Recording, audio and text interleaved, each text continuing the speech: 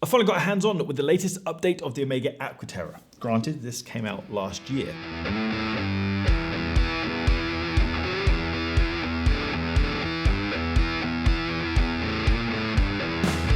The Aqua Terra range is a bit of an underdog in Omega when compared to things like their hero products, like the Seamaster Diver 300M or the Speedmaster Professional. But the Aqua Terra has always been a favourite of mine. When I wanted to buy my first big watch, it was between the Aqua Terra and the Explorer 2.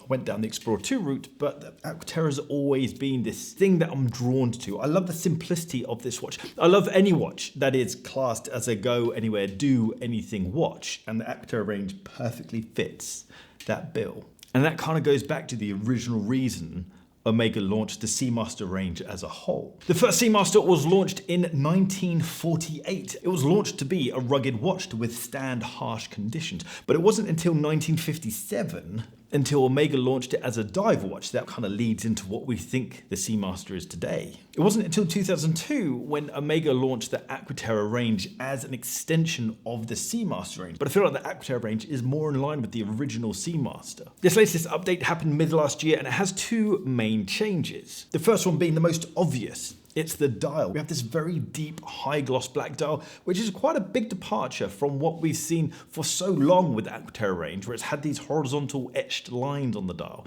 Omega call this their teak pattern because it's inspired by the decking on luxury boats. When this was first announced, I did a little video on it, and I mentioned that I feel this could be the ultimate Aqua Terra because it's just so much more simple. When it comes to design, I feel like when something's simple and more plain, perhaps, it just has a longer shelf life. And when I buy watches, I want it to have a long shelf life. I feel like this could be the more timeless design of the Aqua Terra. The other update is around the bracelet. This has a new clasp on the bracelet, and within it, it has these extra little pushers, which give you access to a bracelet extension. A small bracelet extension, but it's still a bracelet extension, which is a nice feature to have and not often seen in this format of a clasp. This is yet to be rolled out in the rest of the Aqua Terras, and based on how other brands work within the watch world, it's unlikely that this will be launched in the rest of the range. However, I'm sure it's something that you could buy and then retrofit. That's not been mentioned, but that's a possibility. The rest of the specifications are exactly the same as all the other Aqua Terras that have gone before it. We have a 41mm case, a 38mm case, and a 34mm case. The rest of the specifications change quite a bit. The 41mm case is 13.4mm thick. It has 20mm lugs,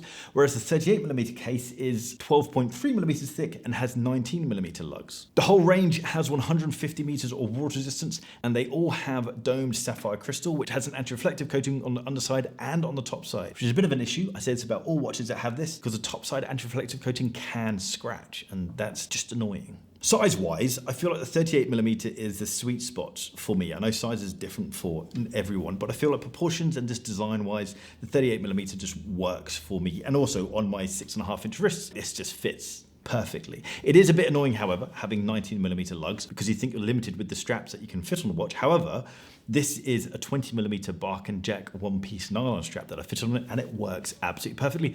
But that's because this is our 70-30 weave, which is a really soft weave. If it was a more rugged weave like our ribbed nylon, it might be more of a challenge to fit the strap in there, but that doesn't matter because we sell so many straps in 19mm. If you like any of these straps, jump over to barkandjack.com and check out the straps we have over there. We've got so many styles, so many sizes, and so many colors, and they all look absolutely killer. That's one of the benefits of having a black dialed watch. So versatile.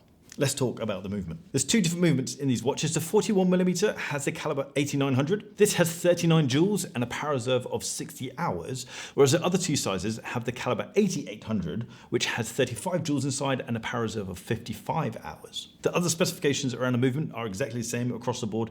They all have the coaxial escapement with silicon balance springs. They're all META certified, highly anti-magnetic up to 15,000 Gauss, and accurate from 0 to +5 seconds a day. Another thing that is the same across the board is the price. They all, regardless of size, cost £6,200 or $6,600 US. I've said so many times that this movement is one of my favorite movements out there. I think it's absolutely amazing. I do like fancy complications. I admire fancy complications and I admire high-end finishing. But it's this kind of watchmaking that I get excited about. I like robustness. I think the less you have to worry about the watch, for me, the better the watch. And when it comes to things like this movement, the anti-magnetic, the shock resistance, the accuracy, it is just a bomb-proof, not literally, metaphorically, a bomb-proof movement. And I get excited about that. The dial is really very nice. It's a very deep black and it's high gloss. However, I feel that's where the context changes around this watch. Because you've got this high gloss dial, but then you've also got this very glossy case and then the polished center links on the bracelet. All of that together makes this watch feel really quite fancy. It's a very high performing watch. And I guess for £6,600, you do want something that feels fancy. And maybe that's what Omega's trying to do. They're making a more luxurious sports watch. For me, I would love to see a completely brushed or more brushed Aqua Terra. I'd love to see a matte black dial on an Aqua Terra. But what do you guys think? Am I just trying to make all watches the same? I still feel like this perfectly fits into the go anywhere, do anything watch category. It is the sort of watch that you could just buy and that be your only watch. It fits all occasions. It just fits more fancy occasions than it did previously. Drop a comment down below. Let me know your thoughts on this watch. Have you got hands on with it? And how do you see this fitting within the rest of the Aqua Terra range? Do you feel like Omega should be going more fancy, more luxurious? If you want to check out watch straps and watch accessories, jump over to barkandjack.com.